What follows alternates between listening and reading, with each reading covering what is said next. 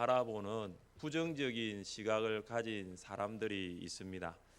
그들은 길거리에서 전도하는 시대는 이미 지나갔다라고 말을 합니다. 그래서 지금은 길거리에서 전도하는 것이 아니라 관계를 맺는 관계 전도가 대세라고 말합니다. 식사를 하고 차를 마시고 선물을 주는 관계를 맺는 것부터 시작한다라는 것입니다. 그러나 아무리 관계 전도가 대세라 하더라도 말로 복음을 전하지 아니하면 아무 소용이 없습니다. 말로 전하지 않는 전도는 성경이 의미하는 전도가 아닐 수 있기 때문입니다. 성경은 말씀합니다. 전파하는 자가 없이 어찌 들으리요. 복음을 말하는 자가 없으면 복음을 들을 수가 없습니다.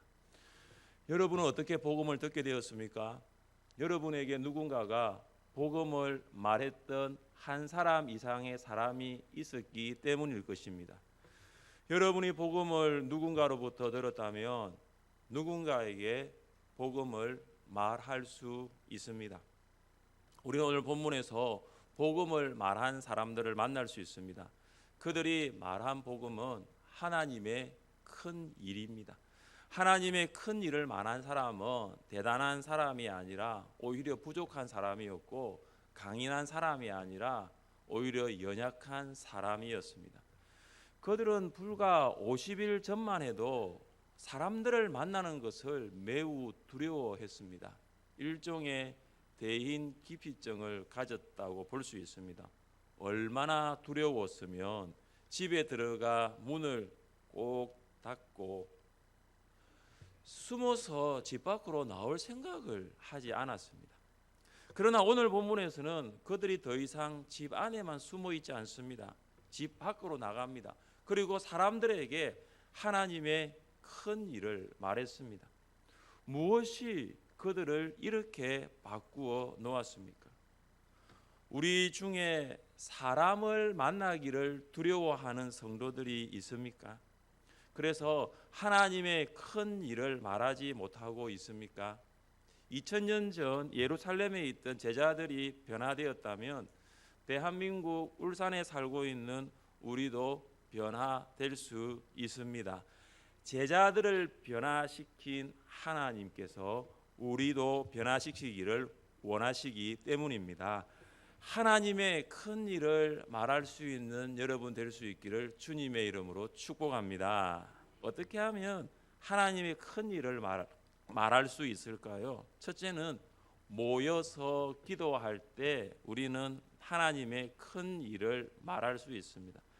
하나님의 큰 일을 말하기 위해서는 먼저 모여서 기도해야 합니다. 함께 1절 말씀을 읽겠습니다. 오순절 날이 이미 이르매 그들이 다 같이 한 곳에 모였더니 120명의 사람들은 오순절에 함께 모였습니다. 구약의 오순절에는 두 가지 의미가 있습니다. 하나는 추수 기념입니다. 오순절은 6월절이 시작되는 보리단을 드린 날로부터 50번째 되는 날입니다. 그래서 오순절은 6월절 이후 50일이 되어 보리 추수를 기념하는 날입니다. 또 오순절의 다른 의미는 추수 기념과 동시에 율법 수여입니다. 6월절은 이스라엘 백성들이 430년 동안의 애굽의 노예 생활을 종식하고 구원받은 날입니다. 이스라엘 백성들은 출애굽 이후 모세가 시내산에서 율법을 받습니다. 그들은 율법 수요를 기념하여 이 오순절을 지켰습니다. 그러므로 오순절은 두 가지의 의미가 있습니다. 수확을 통한 기쁨을 누리는 날인 동시에 말씀을 받아 구별된 언약 백성으로 살아가는 날입니다. 그래서 오순절은 구원받은 날인 동시에 구원 이후의 새로운 삶을 시작하는 날입니다.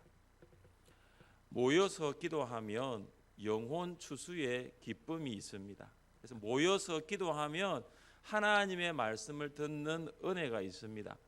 모이지 않으면 기도할 수 없을 뿐만 아니라 하나님의 말씀을 듣는 은혜를 누리지 못합니다. 이 오순절에 사도들과 여인들을 포함한 120명의 사람들이 다락방에 모였습니다. 예수님이 십자가에 죽으시고 부활하신 후 40일 동안 사도들과 함께 하시고 성천하셨습니다. 그렇다면 제자들은 다락방에 며칠 동안 모였을까요? 오순절이 유월절 이후 50일째 되는 날이기 때문에 제자들은 다락방에 며칠 모였을까요? 10일 모였습니다. 그들은 10일 동안 기도했다라고 볼 수 있습니다. 예수님이 성천하시고 난 다음에 10일 동안 성령을 기다리며 기도했습니다. 혼자 10일 동안 기도해 보셨습니까? 혼자 10일 동안 기도하는 것은 쉽지 않습니다. 그러나 함께 모여서 10일 동안 기도하면 할 수 있습니다. 우리가 특별 새벽 기도회를 연중에 몇 번 가지는데 새벽 기도 나가겠다 하면은 하루 이틀 3일까지는 할 수 있어도 일주일 동안 나오는 거 쉽지 않지만 특별 새벽 기도회 특세로 모이면 그래도 6일 동안은 새벽 기도에 나올 수 있습니다. 함께 모이면 마음이 모아지고 마음이 모아지면 함께 기도할 수 있습니다. 기도하기 위해서는 함께 모이는 것이 필요합니다. 어떤 기도하시는 분은 이렇게 기도를 하시지요. 모이면 기도하고 흩어지면 전도하게 하소서. 정말로 성경적인 기도가 맞습니다. 모이면 기도하는 것이죠. 교회를 에클레시아라고 부릅니다. 이 에클레시아는 무엇으로부터 불러내다라는 말입니다. 교회는 세상으로부터 부름받은 사람들의 모임입니다. 왜 하나님은 우리를 세상으로부터 불러내어 모이게 하셨을까요? 세상으로 부름받은 사람들이 모여서 해야 할 일이 무엇일까요? 모여서 해야 할 가장 중요한 일이 무엇일까요? 전도라고 말할 수도 있겠죠. 그러나 전도하러 나가기 전에 모여서 해야 할 일이 무엇일까요? 기도예요. 왜냐하면 교회는 기도하는 집입니다. 예수님이 예루살렘 성전에 들어가셨을 때 성전에서 환전하고 제사에 드릴 희생 제물을 매매하는 사람들을 보셨습니다. 예수님은 환전꾼들의 상을 뒤엎고 비둘기를 파는 상인들의 의자를 둘러엎었습니다. 예수님의 이런 모습은 성경에 자주 나타나지 않습니다. 그래서 성경을 읽는 사람들은 예수님의 이런 모습에 굉장히 당황스럽게 생각합니다. 돈 상자는 뒤집어져 동전이 마당에 이리저리 흩어지고 팽개친 세상에서 비둘기들은 빠져나와 사람들 위로 후두둑거리며 날아가고 있다는 거 상상해 볼 수 있지 않습니까? 그때 예수님은 그들에게 무엇을 말씀하셨습니까? 기록된 바 내 집은 기도하는 집이라 일컬음을 받으리라 하였거늘 너희는 강도의 소굴을 만드는도다 하시니라. 하나님의 집은 기도하는 집입니다. 교회는 기도하는 모임입니다. 그래서 성도는 모일 때마다 기도해야 합니다. 기도하기 위해서 모여야 합니다. 기도로 시작하고 기도로 마치는 것이 성도의 모임입니다. 어떤 성도는 이런 말씀을 하십니다. 목사님, 저는 교회에 모여서 기도하지 않아도 개인적으로 기도를 합니다. 모여서 기도하지 않고 개인 기도를 하는 성도들도 있습니다. 그런데 연초에 개인 기도를 하겠다는 그 결심이 잘 지켜지고 있습니까? 집에서 기도실을 만들어 정기적으로 기도하겠다는 그 계획이 잘 이루어지고 있습니까? 결심대로 계획대로 잘 안 됩니다. 그래서 모이는 것입니다. 그래서 기도하는 것입니다. 기도하기 위해서 모이는 것입니다. 새벽에 모여 새벽에 기도하고 수요일 저녁에 모여 함께 기도하는 것입니다. 지난날 일로 피곤하여 잠을 더 자고 싶지만 새벽을 깨우고 기도하기 위해 교회로 모입니다. 수요일 하루 일과로 육신적으로 고되고 지쳐 있지만 수요일 저녁이면 기도하기 위해 교회로 모입니다. 우리 교회의 가장 큰 강점들이 많이 있는데 그 많은 강점들 중에 한 가지가 뭐냐 하면 순종이에요. 목사로서 성도들에게 감사하고 목양할 때 기쁨을 누릴 때는 언제냐 하면은 순종하는 성도들이 많을 때입니다. 많은 분들이 새벽을 깨웁니다. 제가 그분들을 보면은 하루 종일 집에 계신 분들이 아니더라고요. 새벽 기도 마치면 출근 준비하고 다 직장에 가시는 분들이에요. 수요 기도에 오시는 분들을 제가 봅니다. 그분들이 하루 종일 집에 있다가 저녁에 오신 분들이 아니더라고요. 직장에 가서 식사도 못하고 기도에 참석하고자 오시는 분들이 굉장히 많습니다. 함께 모여서 기도하는 성도가 있을 때 하나님의 큰 일을 말하는 교회가 될 줄 믿습니다. 모여서 기도합시다. 기도하기 위해서 모이시기를 바랍니다. 둘째, 성령이 임할 때 우리는 하나님의 큰 일을 말할 수 있습니다. 갑자기 하늘로부터 강한 바람 같은 소리가 온 집에 가득했습니다. 그리고 불의 혀처럼 갈라지는 것들이 한 사람 한 사람 120명 한 사람 위에 머물렀습니다. 불의 혀는 실제로 불이 타는 모습을 상징적으로 표현한 것입니다. 여러분, 불이 타는 모습을 잘 보시면 마치 이 혀가 움직이는 것처럼 보이기 때문입니다. 성령의 임재는 두 가지 표징인 바람과 불로 나타났습니다. 바람은 성령의 임재하심의 표징입니다. 구약시대 하나님은 바람으로 임하셨습니다. 하나님은 영적으로 탈진한 엘리야를 회복시킬 때 바람으로 임재하셨습니다. 여호와께서 지나가시는데 여호와 앞에 크고 강한 바람이 산을 가르고 바위를 부수나 하나님은 바람으로 임재하셨습니다. 어원적으로 볼 때 성령을 푸뉴마라고 합니다. 푸뉴마 찬양팀의 푸뉴마 똑같은 거예요. 그런데 이 바람을 말하는 단어도 뭐냐면 푸노에라는 거죠. 여러분, 푸뉴마 푸노에 좀 비슷하지 않습니까? 그래서 성령을 말하는 푸뉴마와 바람을 말하는 푸노에가 아주 밀접한 관계가 있는 것입니다. 예수님이 니고데모에게 중생에 대해서 말씀하셨을 때에도 바람이 등장합니다. 바람이 임의로 불매 내가 그 소리는 들어도 어디서 와서 어디로 가는지 알지 못하니 성령으로 난 사람도 다 그러하니라. 예수님은 성령으로 중생한 사람을 바람에 비유하셨습니다. 바람이 어디서 불어서 어디로 가는지 알 수 없는 것처럼 불신자가 신자로 언제 중생하였는지를 알 수 없다라는 것입니다. 그러나 이단은 알 수 있다라고 이야기를 하고 있죠. 그래서 이단인 것이죠. 예수님도 알 수 없다라고 했거든요. 불은 성령의 임재 표징입니다. 구약에서는 하나님의 임재가 불로 표현되어 있습니다. 모세가 광야에서 양을 치고 있을 때 하나님이 떨기나무 불꽃 가운데에 나타나셨습니다. 떨기나무에 불은 붙었습니다. 여러분, 불이 붙으면 타고 없어집니다. 근데 떨기나무에 불은 붙었는데 나무가 타지 않습니다. 나무가 없어지지 않습니다.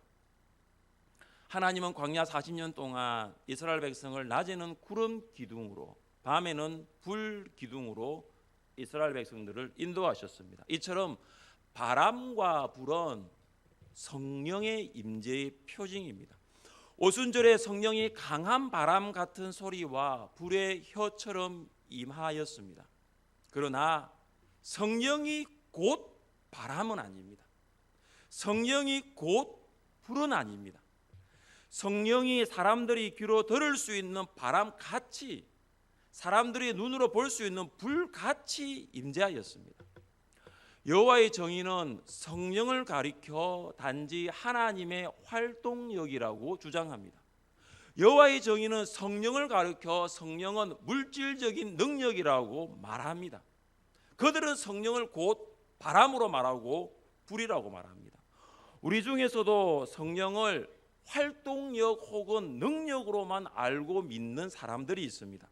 그래서 성령의 임재를 위해 기도할 때에도 불을 달라라고 기도합니다. 성령은 불이 아닙니다. 성령이 불같이 임재한 것입니다. 성령은 함께 모여 기도하는 각 사람에게 임하였습니다. 3절입니다. 마치 불의 혀처럼 갈라지는 것들이 그들에게 보여 각 사람 위에 하나씩 임하여 있더니 120명이 모여 함께 기도할 때에 불이 각 사람의 머리 위에 하나씩 있었습니다. 120명이 함께 기도했는데 성령은 각인에게 임한 것입니다. 성령이 각인을 찾아가고 임재하고 내주하신 것입니다. 이것이 바로 성령의 인격성입니다. 인격성은 관계를 맺는 것입니다. 성령은 120명 대 1로 관계를 맺은 것이 아니라 각 사람 위에 임한 것처럼 1대1의 관계를 맺은 것입니다. 성령은 하나님이십니다. 성령은 지정의, 지성과 감정과 의지를 가지신 하나님이십니다. 사랑하는 성도 여러분, 지정의를 가지신 성령 하나님과 날마다 교제하십시오. 성령은 여러분이 누구인지 무슨 고민을 가지고 있는지를 알고 계십니다. 불은 알 수 없어요. 바람은 알 수 없어요. 그러나 성령은 인격적이십니다. 여러분이 마음이 불안하고 두려운 생각이 있고 왜 눌림이 있는지 성령께 도와달라고 기도하십시오. 예수님을 주님으로 고백하는 성도에게 내주하신 성령님이 계시기 때문에 기도하면 도와주십니다. 성령은 여러분의 감정을 느끼고 계시기 때문에 성령을 소멸하지 마십시오. 혼자라고 느껴질 때가 있습니까? 많은 사람들 속에, 군중 속에 고독을 느낀 적이 있습니까? 성령은 여러분을 떠나지 않고 늘 함께 하십니다. 성령은 여러분과 동행하기를 원하십니다. 여러분과 동행하고 싶다라고 말씀하시는 그 성령의 음성을 무시하지 마십시오. 성령의 임재를 위해 기도하십시오. 성령의 충만을 위해 간구하십시오. 너희 하늘 아버지께서 구하는 자에게 성령을 주시지 않겠느냐. 구하지 않았기 때문에 받지 못한 것입니다. 구하는 자에게 성령을 주시겠다고 약속하신 하나님께 기도하는 여러분 되시기를 주님의 이름으로 축복합니다. 셋째, 성령의 도우심으로 우리는 하나님의 큰 일을 말할 수 있습니다.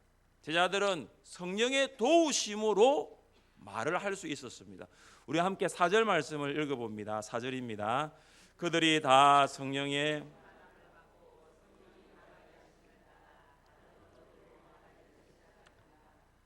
제자들은 성령이 말하게 하심을 따라 하나님의 큰 일을 말하였습니다. 성령을 받은 사람들은 다른 언어들로 말하기 시작합니다. 그들이 각각 말한 언어는 모국어가 아니라 외국어입니다. 이 외국어는 10일 동안 다락방에 합숙하면서 단기 속성으로 배운 말이 아닙니다. 이 외국어는 성령으로 말한 언어입니다. 여러분, 외국어를 자연스럽게 구사하기까지 걸리는 시간이 얼마일까요? 사람마다 다를 것입니다. 한국 사람은 어릴 때부터 영어를 배우지만 외국인을 만나도 대화하는 것이 어렵다라고 합니다. 그래서 영어 울렁증이라는 말도 있습니다. 한국 사람이 영어 울렁증이 있는 이유 중에 하나가 뭐냐 하면은 부끄러워하기 때문입니다. 자신의 발음에 대해서 부끄러워합니다. 혹시 내가 말을 했을 때 외국인이 알아듣지 못하면 어떻게 할까? 그것도 부끄러워합니다. 길을 걸어가고 있습니다. 근데 맞은편에서 외국인이 걸어오고 있습니다. 그냥 가는 길로 가면 되는데 혹시 저 외국인이 나에게 길이라도 물어보는 말을 걸어오면 어떻게 할까? 갑자기 생각이 들어서 다른 길로 돌아서 갑니다. 외국인이 가게로 들어오면 주인이 긴장을 합니다. 외국인이 버스 정류장 내 옆자리에 서 있으면 가슴이 콩닥콩닥거립니다. 비행기 혹은 기차 안에서 외국인이 내 옆자리에 앉으면 그때부터 평안함은 사라지고 이 외국인이 말이라도 걸어오면 어떻게 말할까? 기차 타는 내내 걱정입니다. 여러분, 걱정할 필요가 없습니다. 영어는 모국어가 아니라 외국어이기 때문입니다. 성령을 받은 제자들이 모국어가 아니라, 그들은 모국어가 더 편합니다. 모국어가 아니라 외국어로 말을 하게 된 이유가 무엇일까요? 유다는 BC 586년 바벨론에 의해 멸망을 당한 후 다른 나라에 흩어져 살게 되었습니다. 우리는 흩어져 사는 유대인들을 디아스포라라고 부릅니다. 그들 중 유대인 남자들은 3대 절기가 되면 예루살렘 성전에 가야 하는 것이 율법입니다. 3대 절기가 되면 이스라엘에 살고 있는 유대인뿐만 아니라 로마 제국에 흩어져 살고 있는 모든 남자 유대인, 디아스포라 유대인들이 예루살렘으로 모였습니다. 그런데 흩어져 있는 유대인들은 히브리어를 알지 못합니다. 미국에 태어난 자녀들이 한국어를 잊어버리고 영어를 사용하는 것처럼 디아스포라 유대인들은 히브리 말을 잊어버리고 그들이 태어나고 자란 나라의 언어가 훨씬 더 편했습니다. 제자들은 디아스포라 유대인들이 들을 수 있는 언어를 가지고 하나님의 큰 일을 말한 것입니다. 디아스포라 유대인들은 말했습니다. 우리의 각 언어로 하나님의 큰 일을 말함을 듣는도다. 디아스포라 유대인들이 듣기에도 제자들의 외국어 실력이 대단했던 것입니다. 그들은 놀랐습니다. 입을 다물지를 못했어요. 무슨 말로 표현할지 몰랐던 거예요. 갈릴리 사람들은 일반적으로 뛰어난 언어 구사력이 없는 무식한 자들이었습니다. 나다나엘도 빌립에게 갈릴리에 속한 동네 나사렛에서 무슨 선한 것이 날 수 있느냐라는 의문을 제기한 적이 있습니다.